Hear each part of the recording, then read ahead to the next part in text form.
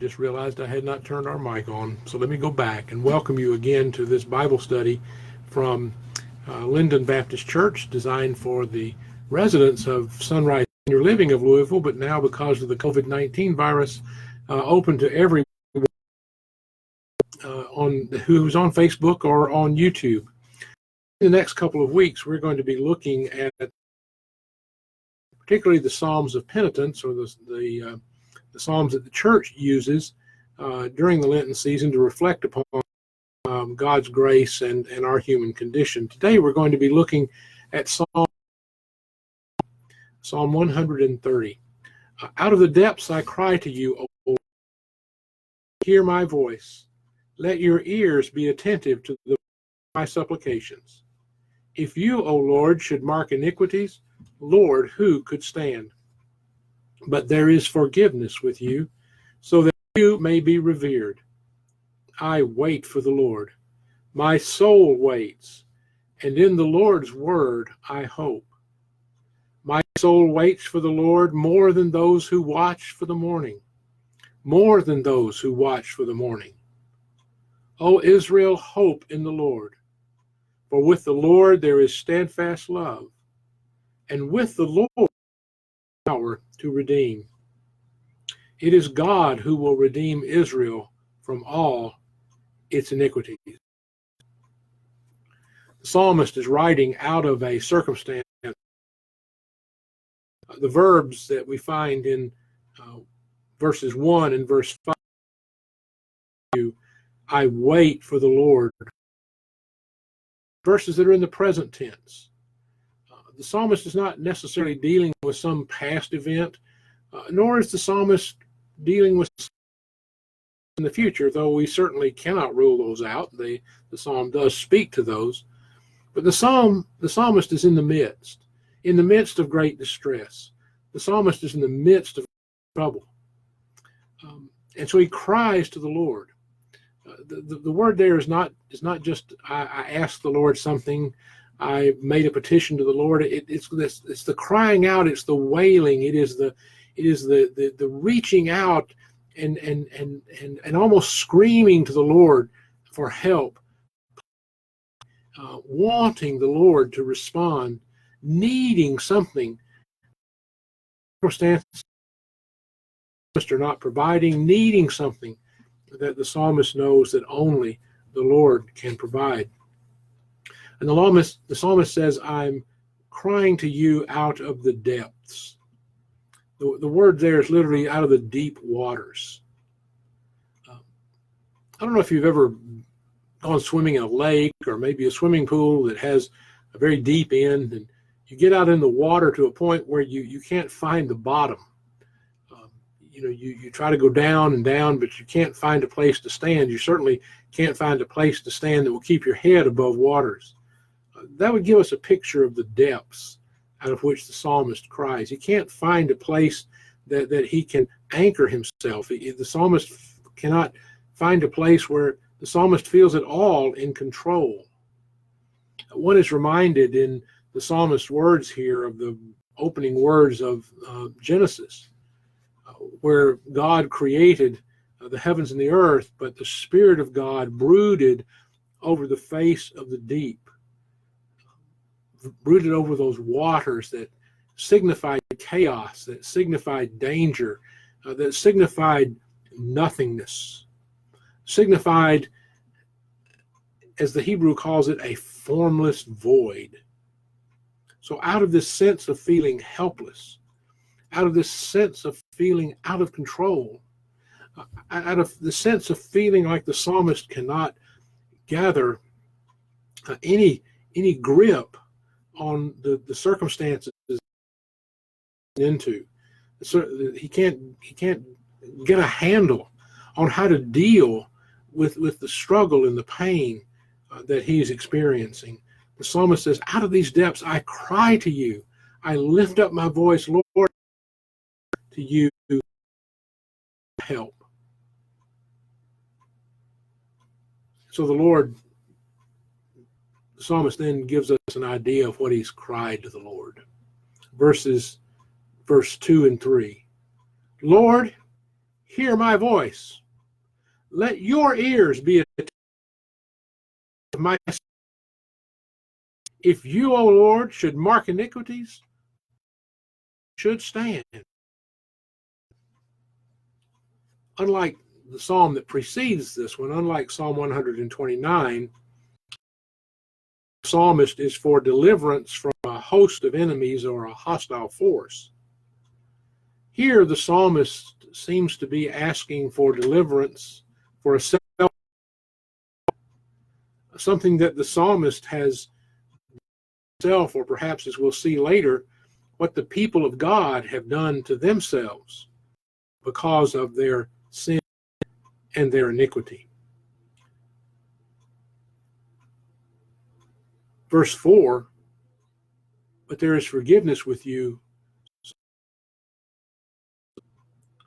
Jason Bayasi, in his commentary on the Psalms, suggests that perhaps the psalmist, in this crying to the Lord, is reminding God to be God. In this circumstance, to reminding God, pleading with God to be the God who he knows, who does not mark iniquities. We're going to come back to that towards the end of the psalm. So if the psalmist is experiencing a self-inflicted wound, living among a people who perhaps inflicted a wound. Now, if we think that many of the psalms may have Babylonian exile when the people of Judah were taken off Babylon, we know that a lot of the scripture was written during that period, and so this may be one of those lament pieces where the psalmist is lamenting the condition of God's people in exile. But then the psalmist turns and says, I wait for the Lord. My soul waits. God's word, I hope. My soul waits for the Lord, more than those who watch for the morning, more than those who watch for the morning. Notice in these verses the theme of waiting. Times the psalmist says, I wait. My soul waits. Now, does that mean the psalmist is sitting on his bed or in his chair with his hands in his lap, maybe twiddling his thumbs? Does that mean that the psalmist is doing like some of us do when we wait for people? In my life, I've not always been the most patient person. In fact, I'm not the most patient person now. But I would go to meet somebody at a restaurant or go to have a meeting with somebody, and they'd be late.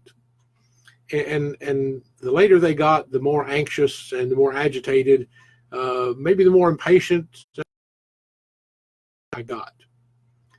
Because waiting just doesn't come easy for me. It doesn't come easy for most of us. The idea of waiting for the Lord never sounded to me until I ran across somebody who was good at time management and said, when you go to a meeting, go to a restaurant, take something to do so that you can fill your time with something productive rather than just sitting there. Another person suggested, you don't always have to your time there to look at other people, to watch other people, to be attentive to other people around us. And there may be the key to what the psalmist means when he says, I wait for the Lord. You see, waiting is not just sitting around being impatient because we're not getting what we want when we want it. It's not sitting around being impatient because somebody isn't keeping the schedule that we think they ought to keep. But be a time of being attentive. Waiting can be a time of opening our eyes to really see what is around us, to see the people, to see the circumstances, to see the world. Waiting can be a time when we pay attention to the sounds and the beauty around us. Dietrich Bonhoeffer, when he was imprisoned by Hitler, sat at his window in his jail cell, and he looked at the beauty beyond the walls of the prison. And he noted that as he pondered and he contemplated the beauty of the trees and the flowers beyond the walls of the prison, that something about them became more intense than ever before. Bonhoeffer learned how to be attentive even to the prison guards who were keeping him prisoner, and learned how to respond to their need for God's grace in his life. Waiting does not have to be a time of twiddling our thumbs or sitting being anxious. Waiting can be a time of attentiveness. Of course, the psalmist says, I'm being attentive, not just to the people and the circumstances around me, not just to my own voice of my mind and my heart, but I'm being attentive. I'm keeping my eyes and my ears open so that I can hear and maybe see what the Lord is doing and what me to hear and see. I'm keeping my mind open and think clearly about what God is inviting me to do, or why it is perhaps that God is silent.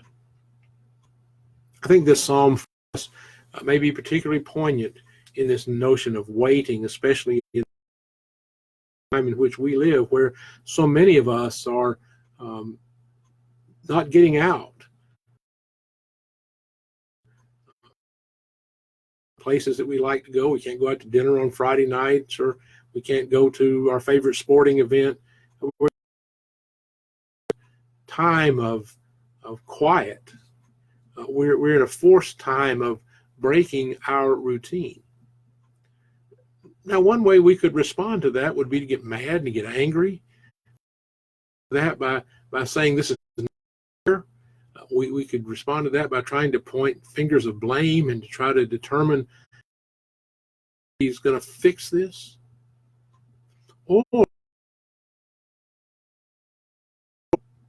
And we could learn to take this time to be attentive, maybe to we haven't paid attention to because we have been so busy.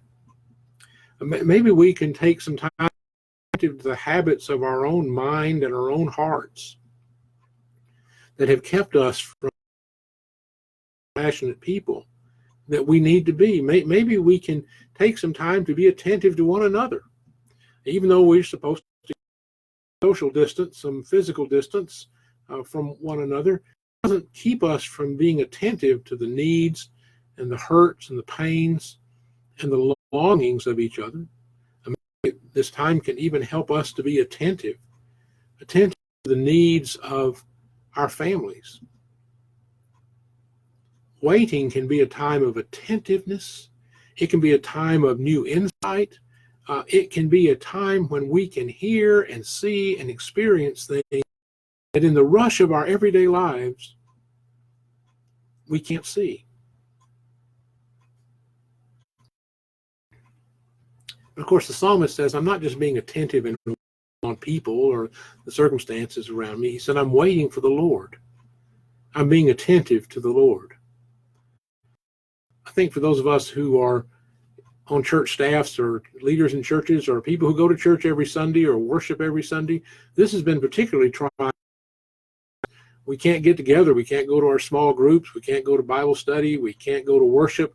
We can't go to, if you're Baptist or Lutheran, you can't go to your fellowship dinner on Wednesday night and sit around the table and talk to people and eat.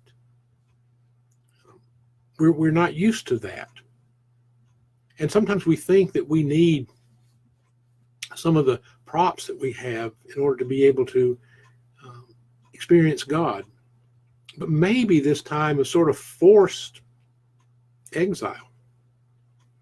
This time of kind of forced silence, this kind of forced having to break our routines may help us as the people of God, individually and corporately, to step back and listen to God, to be attentive to God.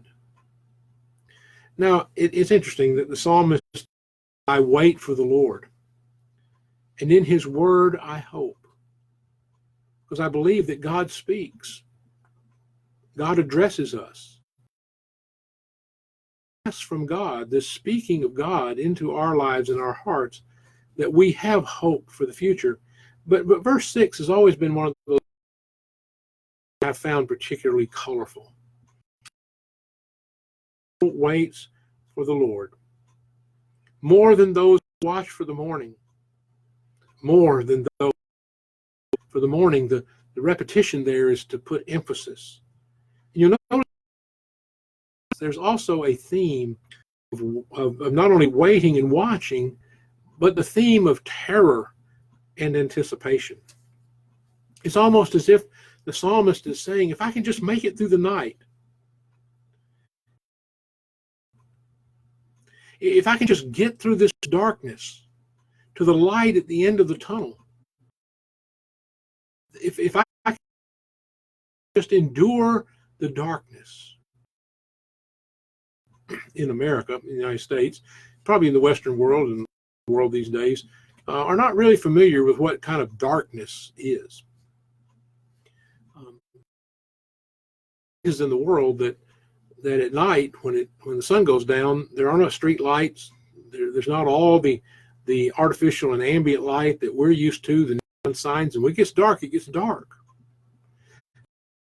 It's available is the light of the moon and the light of the stars. The moon is at the end of its cycle where it goes dark. It can get pretty dark.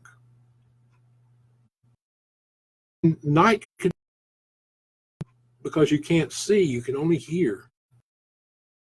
In the dark, power's gone out because of a thunderstorm,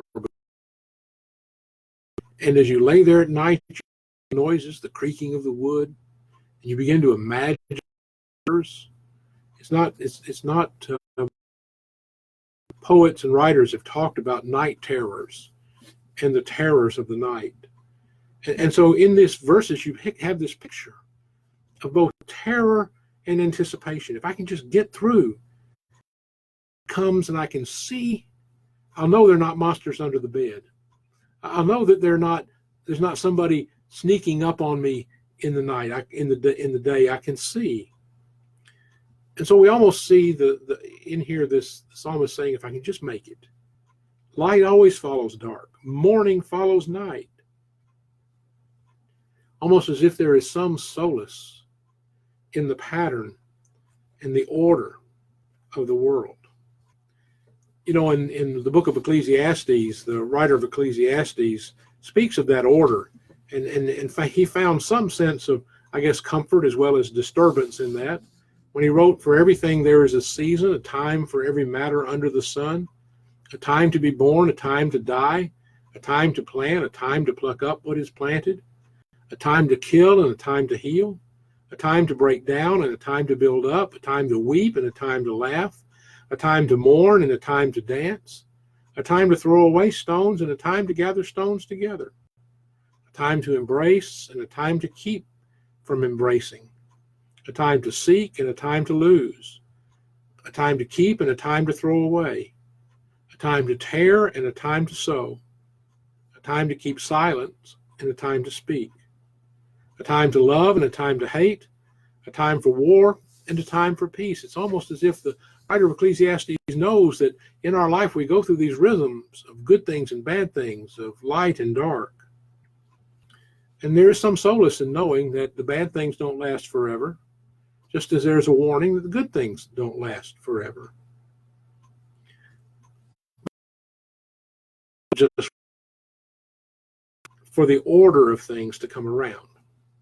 He's not just waiting for peace to follow war, the light to, the day to follow night, as the writer of Ecclesiastes is talking about. The psalmist is waiting on a presence. The psalmist is waiting on a presence. Waiting on more than for things to just work out. So more than wait for things to work out for the cycle, more than those who sit in the dark waiting to dispel the darkness, The psalmist is waiting for a presence, the presence of God. The presence of God that brings hope. Not waiting for the light to come and dispel the darkness, but waiting for the presence that comes, the presence of God who comes to bring hope even in the bring order to our lives even in the midst of chaos, to bring beauty to our lives even in the midst of ugly circumstances. There's the words of David in Psalm 3, even though I walk through the darkest valley, or as the king, though I walk through the valley of the shadow of death, I will not fear, for you are with me. David reminds us in Psalm 23 that there are going to be times when we're going to walk where the darkness is so deep. We're going to walk through places where we can't see the light at the end of the tunnel. We hope there's a light there, but we can't see it and we don't know for sure. We're going to walk through those times when life seems to be turned totally upside down and the green pastures seem far away, the still waters seem to have dried up. We're going to walk through times when nothing seems to restore our soul. We're going to walk through that dark valley. But David knew that I don't walk it alone. God is with me. And that in that presence, there's hope. There's nothing worse than going through things feeling like you're alone. But the psalmist knows that when the presence of God attends to us, that we find hope. Hope for the living in the current day. Not just hope that this will be over with, but hope for the living of this day. Great hymn by Henry Fosdick says, grant us courage, grant us wisdom for the living of these days. The presence of God grants us that courage and that wisdom to live and bring hope even in the midst of darkness. Verses 7 and 8 turn away from the psalmist's individual prayer, individual lament, individual plea to the people of God, to the rest of the people of God who are worshiping. Here's where the psalm moves from descent to ascent, moving from the description of the psalmist's desperation and the psalmist's struggle and the psalmist's pain and hurt to an ascent to the goodness of God. O Israel, the psalmist writes, for with the Lord there is steadfast, with the Lord is great power to redeem. Who will redeem Israel from all its iniquities. Over and over again, this psalmist has talked about the Lord. 1, 2, 3, 4, 5, 6, 7, 8 Psalm. The psalmist refers to the Lord. And that's not accidental. If we were looking at that in Hebrew, we would note that it's not just the Lord that's there, it's I am. Out of the depths I cry to you. Name for God that was revealed to Moses in the burning. I am who I am. I am becoming who I'm becoming. I will be who I will be. I am who I have been. Or as the writer of Revelation put it, God is the Alpha and the Omega, the beginning and the end, the author and the finisher of our faith. The one who creates not only the light, but also the darkness. The great I am.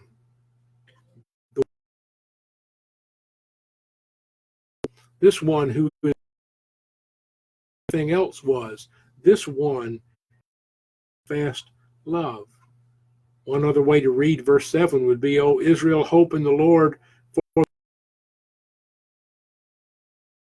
Here we're reminded of the words of the Apostle John. God is love. So we go back up to verse 3. Psalm if you should mark iniquities, Lord, would stand. The psalmist knows that if God were to call us to account for all our sin and lost, we would be hopelessly without any sense of courage or strength in this world. We would be left to suffer at our own devices. But verse 8 reminds us that God marking our iniquities is not the way of God.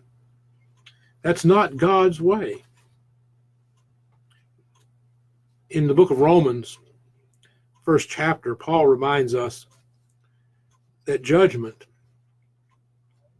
is not God sending bolt of lightnings. It's not God sending scourges and plagues.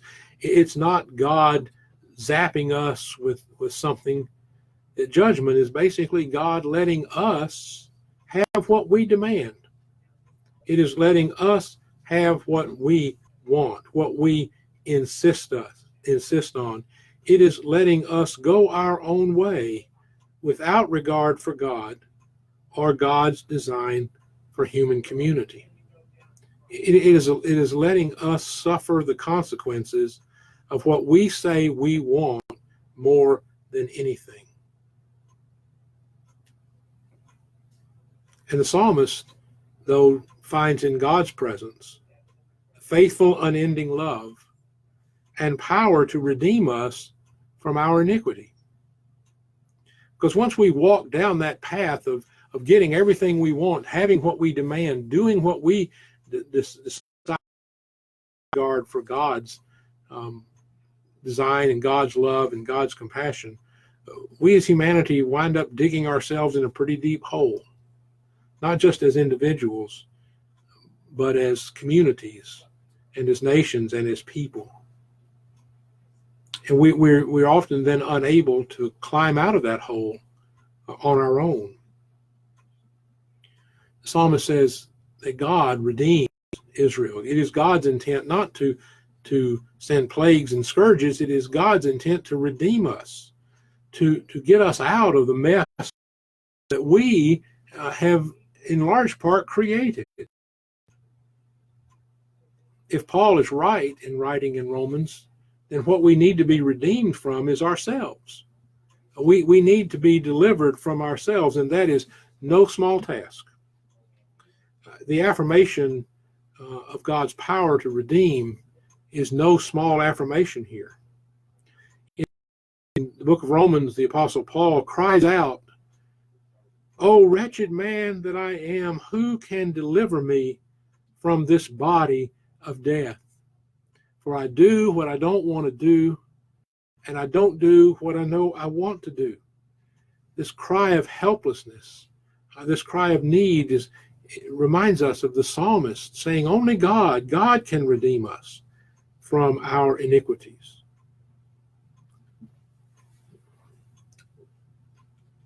Sometimes our troubles are brought about by others, as the 129th Psalm reminds us. Many times, though, our wounds and our problems are self-inflicted. And the psalmist invites us to consider, where is our hope? Where is our hope? Where is our hope as individuals? When we mess up, when we fail, when we get ourselves with our backs against the wall because of our own actions or because of our own choices, and we don't know how to get out, when we find ourselves just hopelessly entrapped in our own devices, who can help us? Where is our hope? Is it in us? Can other people always rescue us from those situations? No, the psalmist says, my hope is in the God whose power and whose love is steadfast, and who has the power to help me to see the way out, the power to help me to discern what to do. Where is our hope as the church? Is our hope in our buildings? Is our hope in our budgets? Is our hope in our numbers?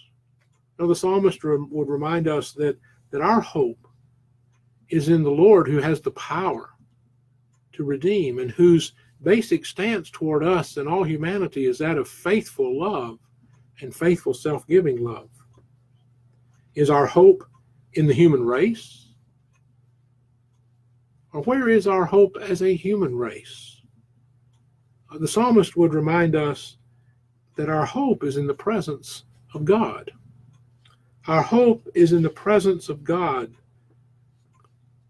who changes us, who gives us the power to be different, who gives us the power to see, who gives us the power to discern, who gives us the power to be able to look at the circumstances, look at the world in which we're in from different eyes, not through the eyes of fear, not through the eyes of greed, not through the eyes of anxiety, not through the eyes of terror, but through the eyes of God, who sees this world in all its majesty and its beauty, who sees this world in all its brokenness and its complexity, to see through the eyes of God, who has called together people to join with God in continuing to make this world a place of beauty and order and healing, to work with God, to do the work of God's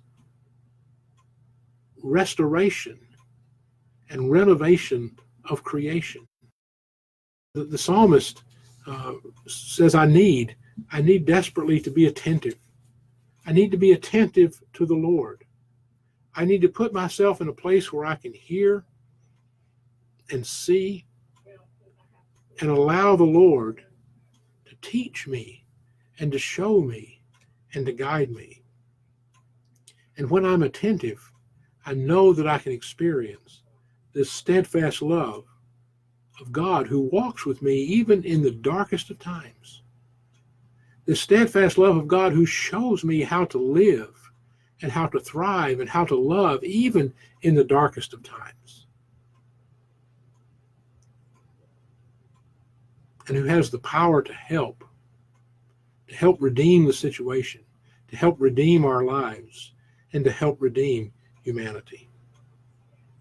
So maybe during this time of silence, this time of quiet, not just in Lent, but in this time of COVID-19, we can learn how to be attentive to the God who is present with us and seeks to guide and deliver us.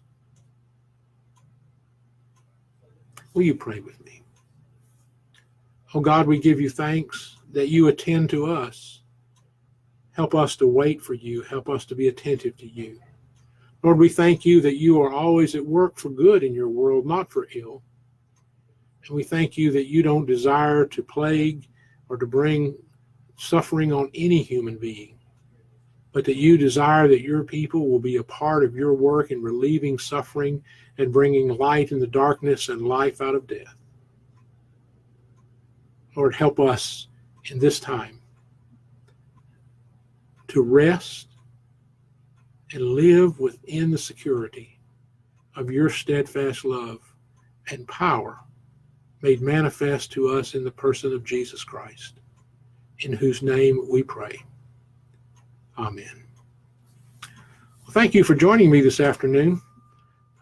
I've enjoyed looking through this psalm, and I hope that this exploration of the 130th Psalm has been beneficial to you and maybe even sparked some things in you that go beyond what we've shared here this afternoon. So until next Tuesday afternoon at this time, may God be with you and God bless you. Amen.